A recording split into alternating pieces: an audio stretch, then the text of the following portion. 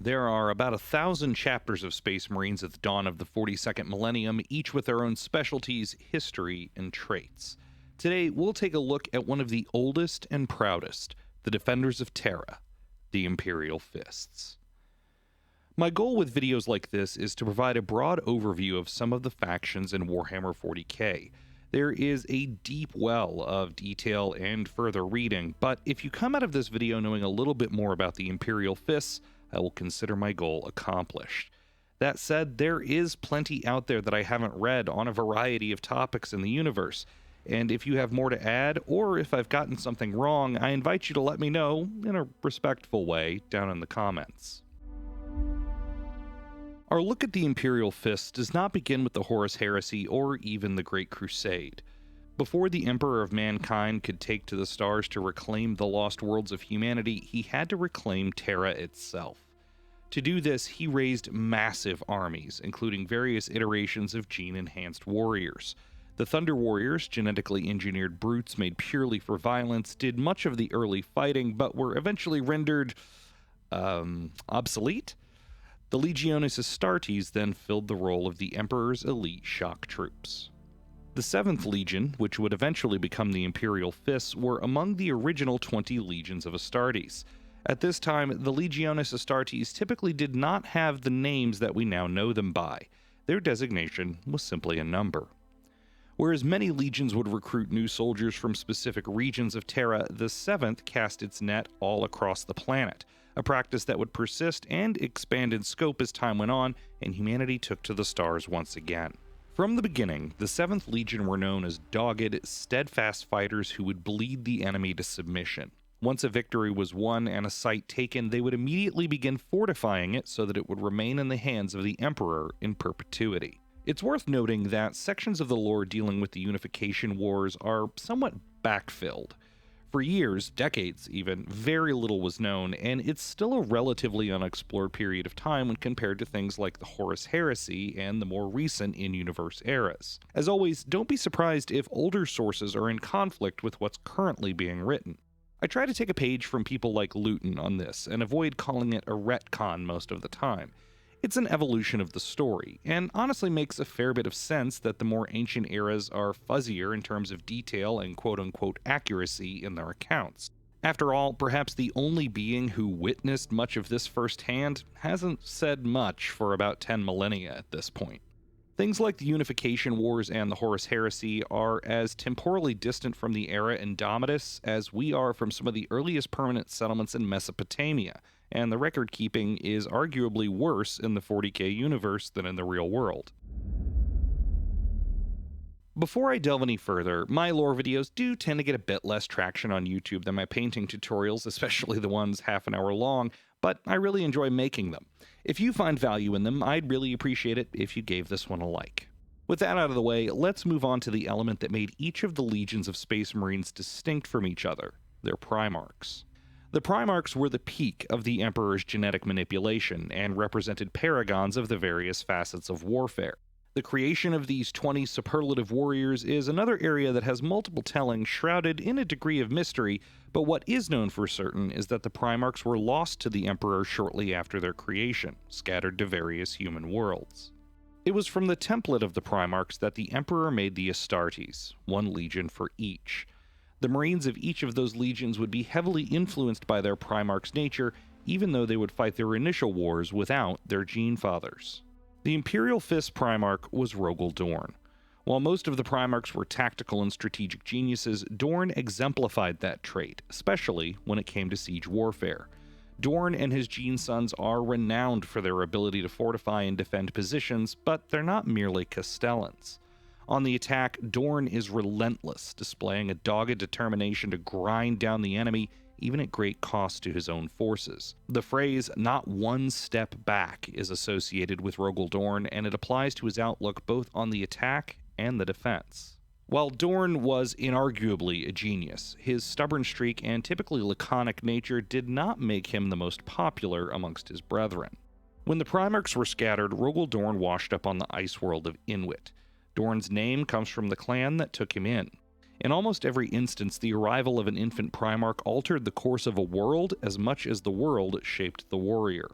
The hardy, determined people who had managed to survive the age of strife on Inuit were a sort of prototype for what Dorn and the Imperial Fists would become. Despite, or perhaps due to the fact that Inuit was such a harsh, bleak place, its people had begun forging an empire of their own. Eventually, Rogal Dorn's adoptive grandfather died, and he rose to the rank of Emperor of the small realm. Despite the exalted status that he had reached, upon the coming of the true Emperor of Mankind, it's said that Rogal Dorn immediately swore fealty and dedicated himself to the unification of humanity. He was given the worship Phalanx, a preposterously powerful vessel from the Age of Technology, and he would be united with his gene sons in the 7th Legion. Due to Rogal Dorn's expertise in fortification and siege warfare, he was the one tasked with enhancing the defenses of the Imperial Palace on Terra. Dorn would also be granted the title of Praetorian of Terra as an indicator of the importance of him and his legion to the planet's defenses. When Horus and the other traitor Primarchs rebelled, it was Dorn and the Fists who formed the solid foundation of the planet's ultimate defense.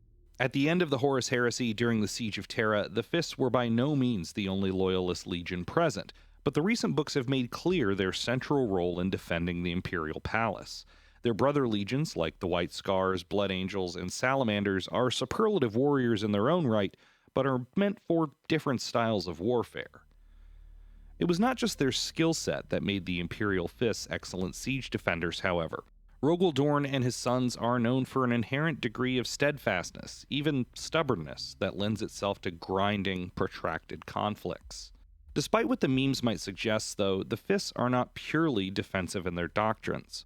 While the Horus Heresy series is a massive undertaking to read, and I definitely have not read every word that's been committed to it, it gives Black Library writers a chance to add depth and nuance to the Legiones Astartes. It's very easy to forget that the Horus Heresy mostly covers a very short period of time, about 7 years or so, in relation to the timeline of the 40k universe as a whole. We see in various books, most recently the Siege of Terra series, that the Fists are fierce personal combatants. In fact, arguably the greatest Astartes of them all when it comes to single combat, Sigismund, is numbered among their ranks. Add in other characters like Fafnir Ran, and the one-dimensional image of the Fists that persisted for many years in a relative vacuum of nuanced lore begins to fade away. It's not really a spoiler to say that the Loyalists eventually triumphed on Terra, though the details of that victory are still emerging. As I write this, Warhawk has moved us closer to the endgame, but there's still a great deal to be explored when it comes to the individual characters. It's really incredible to see the degree to which the Warhammer 40k property has expanded to be a fully realized universe over the 25 years or so that I've been around it. While their prowess at siegecraft and defense is probably the most well-known trait of the Fists, it should also be noted that they were also very accomplished at naval warfare, a trait that continues into the modern lore. While the Fists' homeworlds could at various times be said to be Terra or Inuit, they've been largely a fleet-based chapter for much of their history. The Phalanx, one of the mightiest vessels known to humanity, serves as the chapter's flagship, and in many ways the center of their identity. Over millennia of void warfare, they have become masters of the craft.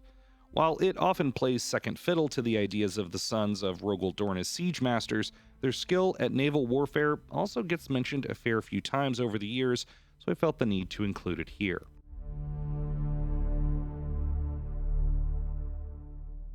After the defeat of Horus and the traitor legions, with the mortal wounding of the Emperor and the death of Malcador the Sigillite, the Emperor's regent, it fell to the Primarchs and the Council of Terra to try to hold the reeling Imperium together.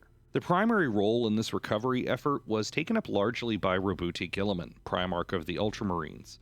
I have heard some fans of Rogal Dorn say Guilliman was an inferior option to Dorn to take on the rebuilding of the Imperium. In my mind, while both commanded interstellar empires before, and in Guilliman's case after, being reunited with the Emperor, Ultramar was on a much larger scale and more closely mirrored a microcosm of the Imperium as a whole. Guilliman was a much more accomplished administrator and bureaucrat, while Dorn was much better at defending that Imperium. Also, during this time, the surviving Loyalists undertook what became known as the Scouring, chasing the remaining rebels out of the Imperium.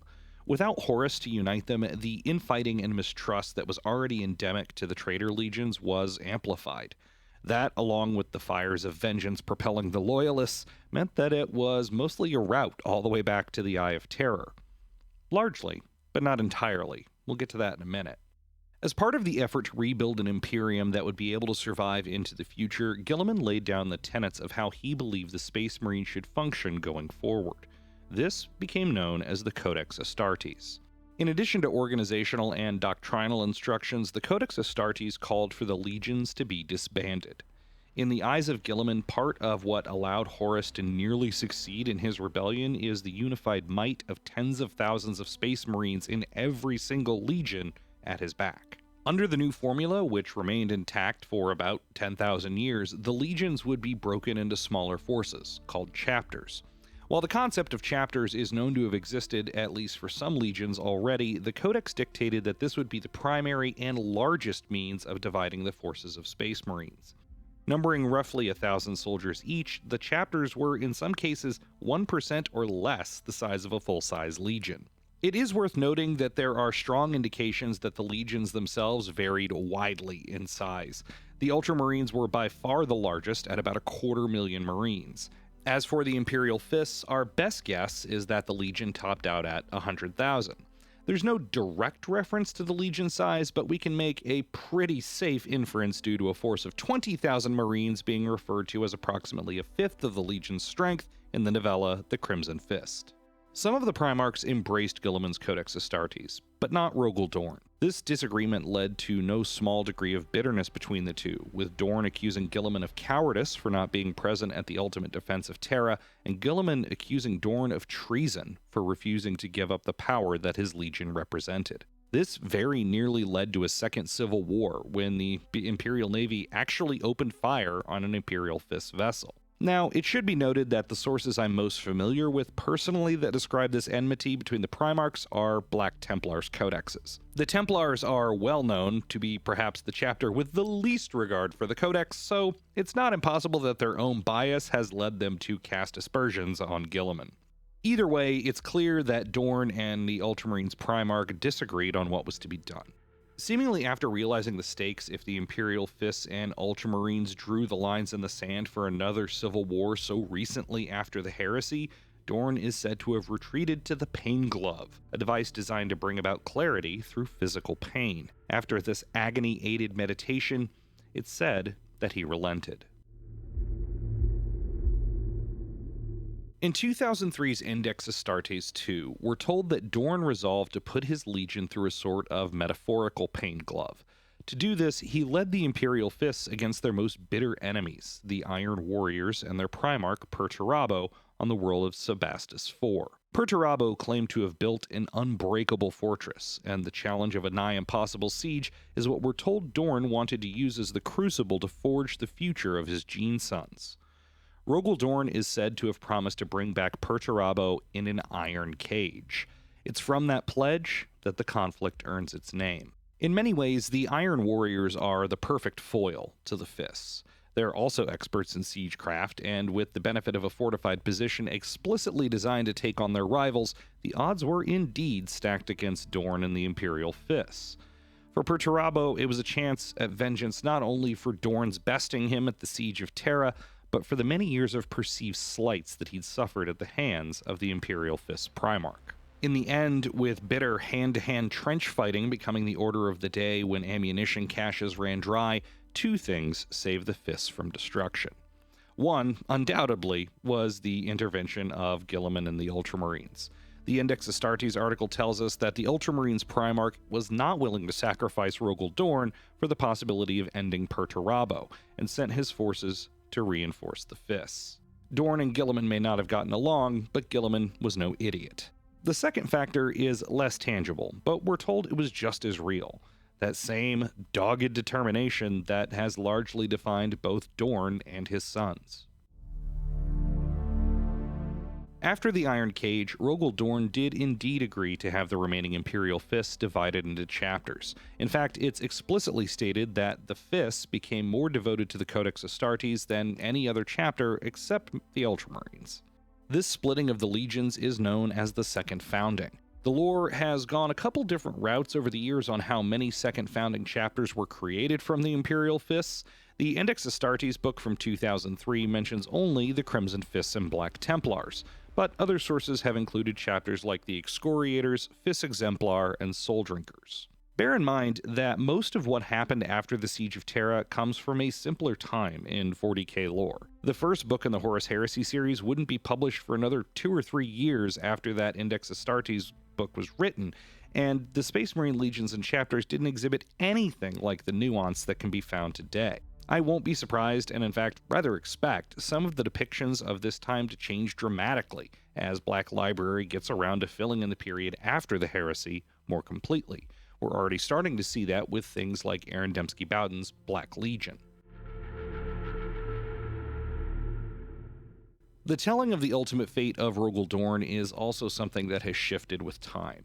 What sources agree on is that his last known battle was against the forces of Chaos as they attempted to return to the Imperium in a Black Crusade. The book that originally tells us indirectly of Dorn's fate is the 1993 novel Space Marine by Ian Watson. If the date alone isn't telling, the fact that it was early enough that a book could simply be called Space Marine should be. In that novel, we're told that Dorn's skeleton is preserved aboard the Phalanx. That has since been changed, and it's now established that it's only a skeletal hand of Dorn that's kept aboard the massive warship. Dorn is presumed to have died, casting the forces of Abaddon the Despoiler back into the Eye of Terror, but there's just enough doubt left, no doubt intentionally, to let fans of the Fists hope that their Primarch might one day return.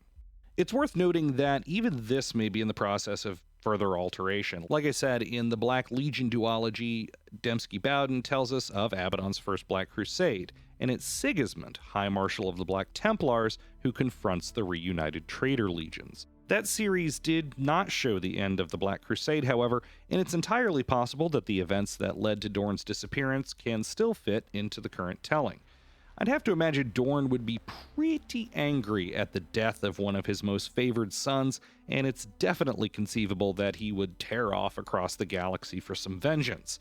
After all, he's done it before. While the 7th Legion was indeed divided, Rogal Dorn and his sons left a sort of back door to summon the full might of the 7th in times of great need. This was known as the Last Wall Protocol, a desperate measure to only be invoked in desperate times.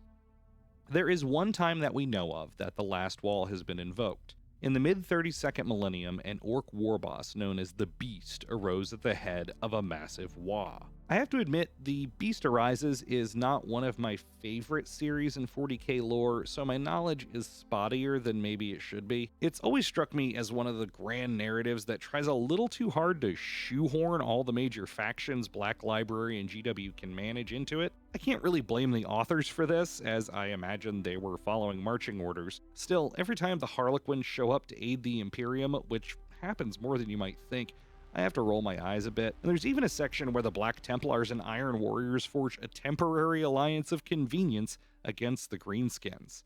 Heresy, I know. All that said, the series does provide some really important moments in the established lore of the Imperial Fists and their successors. For instance, there could be an argument made that the best-known successor of the Imperial Fists in the modern lore is the Imperial Fists. During the War of the Beasts, the Fist chapter was wiped out, down to a single Marine, and then he bit it. But a first founding chapter, the last direct connection with the original 7th Legion, couldn't be allowed to die. They represented the defense of Terra, after all. Thus, the Fists were repopulated with Marines from their various successors.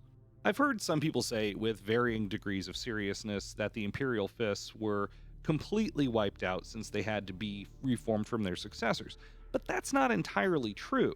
It's worth remembering that the rebuilding of the Imperial Fists happened soon enough after the Horus Heresy that at least some of the Marines who reformed the chapter could have originally been members of the Legion itself. That includes one we knew for sure, Maximus Thane, who ended the Horus Heresy as a captain in the Imperial Fists, moved to the Fist Exemplar in the second founding, became chapter master of the Fist Exemplar, and then moved back to the Imperial Fists where he became chapter master upon its rebuilding. Tongue-in-cheek references about the Imperial Fists being their own successor chapter aside, there are a number of sons of Rogal Dorn who have gone on to forge their own place in the Imperium. I'll take a minute to highlight some of those here and let you know where you can read more about them. Of course, despite my own feelings about it, the Beasts Arises series, beginning with I Am Slaughter, is chock full of Imperial Fists and their successors.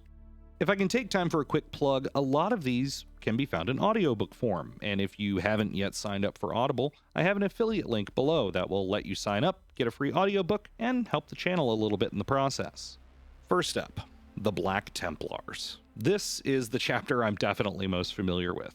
These are the zealous knights for whom the Great Crusade never ended. They never took to the Codex Astartes in the way many of the other successor chapters did, and they make no apologies for it. They're unusual amongst Space Marines for their fervent, if sometimes inconsistently portrayed, adherence to the Imperial Creed, the worship of the Emperor of Mankind as a literal god. In modern times in universe, Roboute Guilliman seems to have turned a blind eye to that, as their thousands of Marines are rather useful when one is trying to reclaim an entire half of the galaxy swallowed by darkness. If you want my Faction 101 video on the Templars, click the link on the screen or in the description below. Hell's Reach is by far the most popular book about them, and for good reason. I think it's incomplete though without the follow-up novella, Blood and Fire. In fact, I made a whole video on that. You can find that link in the description below as well. The Crimson Fists, the original Space Marine poster boys. Before the Ultramarines got plastered all over everything, it was the Crimson Fists. The Crimson Fists have faced near total destruction in the recent past within the lore, but their full embodiment of Dorn's stubborn refusal to yield has carried them through. The introduction of the long hibernating Primaris Marines from the Indomitus Crusade is a real boon to them, as it allows the nearly destroyed chapter to repopulate its numbers much more quickly than the traditional recruitment methods. You can find out more about them in Rin's World by Steve Parker and Trader's Gorge by Mike Lee. I admit I haven't read Trader's Gorge yet, but it is definitely on my to-do list. The Celestial Lions, a chapter that has nearly been destroyed in the recent past. I think you might be noticing a trend, though by treachery rather than conflict with Chaos or Xenos. The Celestial Lions had the unmitigated gall to say that planetary scale extermination for heresy that had largely been rooted out and cleansed was probably not a great idea. As a result, certain elements of the Inquisition have made it their personal mission to destroy the Lions.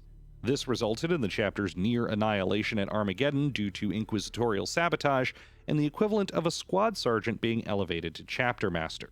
With the help of their fellow Sons of Dorn, the Black Templars, the Lions have survived and returned to their homeworld, and we know that the technology to make Primaris Marines has reached them. The Lions' most notable appearances are in Blood and Fire and Spear of the Emperor, both by Aaron Dembski Bowden.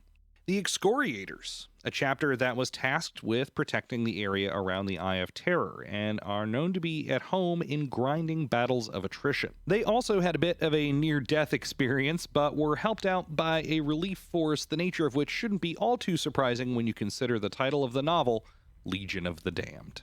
The Soul Drinkers. Oh boy. Things get weird for these guys. Their eponymous series, beginning with the novel Soul Drinker, outlines some of the spiderweb that the Soul Drinkers find themselves in thanks to a certain hard-to-pronounce chaos god. They get reunited with some of their cousin chapters a few books later in Phalanx, but it's not exactly a happy reunion. I also could have sworn that it's been indicated before that they weren't actually Sons of Dorn, but it's been a long time since I've read their series, and The Beast Arises cements them as Fist successors. There are definitely plenty more out there. The Imperial Fists have the second most successor chapters after the Ultramarines, but these are a handful that have some degree of narrative lore dedicated to them, and frankly chapters that I've been drawn to at various points for various reasons. Unfortunately, as I write this in early 2022, the Imperial Fists aren't exactly top tier when it comes to competitive games of Warhammer 40k. As much as I'm typically not a competitive-minded player, it's rarely fun to be flat-out outclassed before a single die is rolled. That said, their special rules, perhaps unsurprisingly, deal with blasting their foes with powerful weapons at range, like the kind that would be useful in siege warfare. Still, the Space Marines as a whole are in a decent place in the game, and in a fairly casual meta, they're a fun way to put together a sort of Space Marine gunline. Or you could do like I have and make a sort of last wall army. My army is based around the Black Templars, but incorporates other Sons of Dorn. I justify this with some hand-waving about being stuck in Imperium Nihilus and banding together to survive after being cut off from the rest of the Imperium, but it's really largely just an excuse to paint something other than black on occasion. Really, if you want an Imperial Fists army, get some Space Marines, paint them yellow, play with what rules you want. If anybody tells you otherwise, don't play with them. Speaking of painting, I feel at least some folks avoid the Imperial Fists because yellow can be an intimidating color to paint. I have a video about attempting to tackle yellow and why it doesn't have to be scary. You can take a look at that video by clicking the link on screen, or you can take a look at this playlist, which has more of my longer form 40k lore videos. If you found some value in this, I'd appreciate it if you liked the video.